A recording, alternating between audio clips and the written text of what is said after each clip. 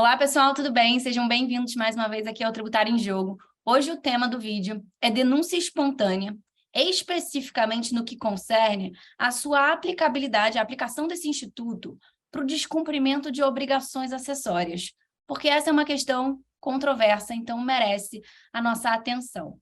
Em primeiro lugar, é importante a gente referendar lá o texto do artigo 138 do Código Tributário Nacional, que é a base legal desse instituto chamado de denúncia espontânea.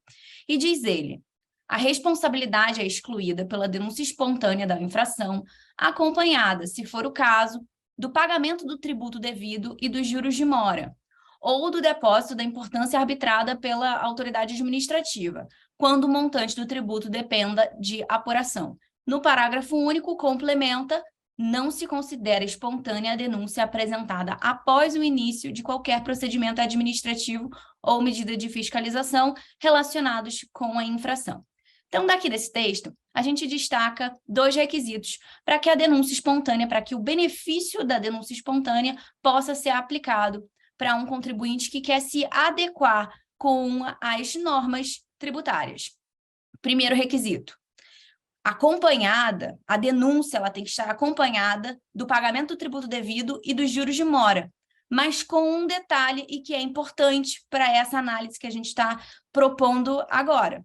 Tem uma expressãozinha ali que precede essa locução, que é se for o caso. Então, se for o caso, a denúncia tem que estar acompanhada do pagamento do tributo e dos juros de mora, que é um requisito objetivo econômico. E tem um outro requisito, que é temporal, que é a exigência de que essa denúncia seja feita antes da instalação de qualquer ação fiscal, ou seja, antes da movimentação da máquina fiscalizatória. Isso faz todo sentido, até mesmo por conta do nome do Instituto, denúncia espontânea. Se tem ação fiscal, você retira a espontaneidade do contribuinte nessa persecução pela sua adequação. Mas beleza, esse não é o ponto que a gente quer problematizar aqui. O grande ponto é: se aplica para obrigações principais? Obviamente que sim, porque a obrigação principal ela é caracterizada eminentemente pelo valor de tributo a pagar. Então, essa é a hipótese por excelência que um contribuinte vai poder realizar a sua denúncia espontânea, dizendo que teria tributo a pagar, não recolheu no momento correto. Então, ele recolhe o tributo, ele apura lá quanto de juros tem de ser recolhido também, recolhe o valor do tributo atualizado, mas ele deixa de pagar multa pelo descumprimento dessa obrigação tributária principal.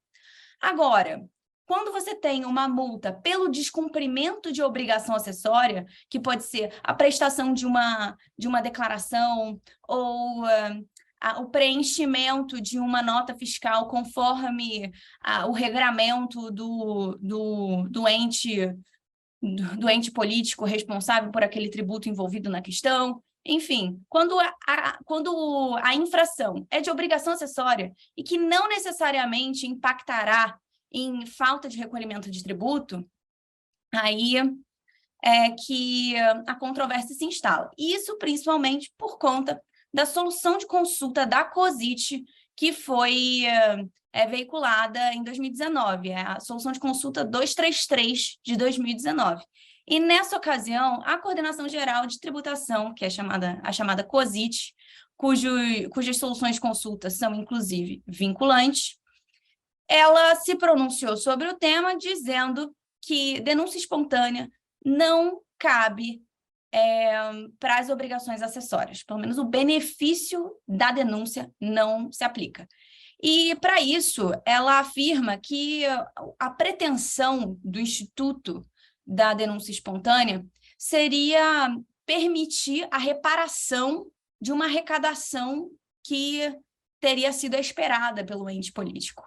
Ou seja, ela estaria eminentemente imbrincada com a tributação em sentido estrito, com o ato de retirar recursos do particular contribuinte e jogar para a economia pública.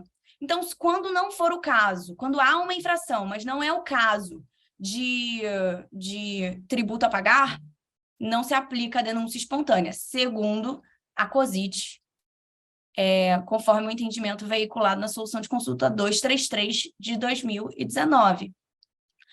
Mas aí, a nossa pretensão nesse vídeo é fazer uma análise crítica desse ato da Receita, que infelizmente é vinculante e está em vigor, né?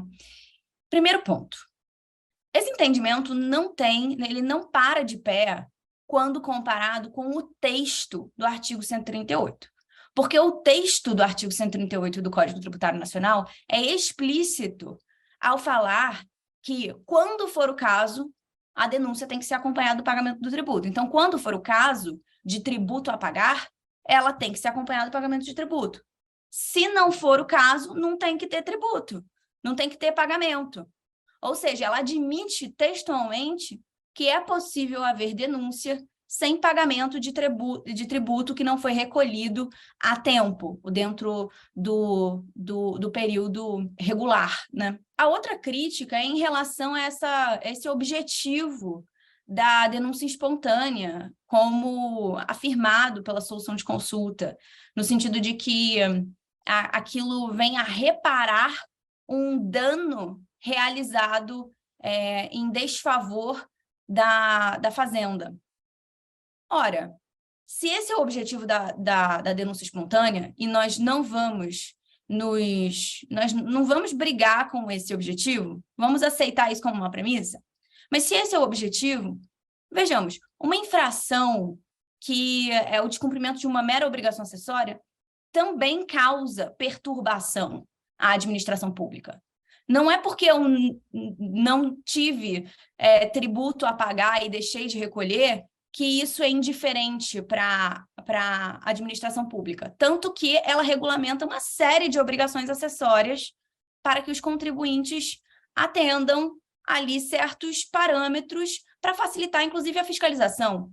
A falta de uma informação, a falta de informações em geral, o erro no preenchimento de uma nota, pequenas coisas dessa natureza que não necessariamente estarão impactando na arrecadação, isso causa uma perturbação à fiscalização.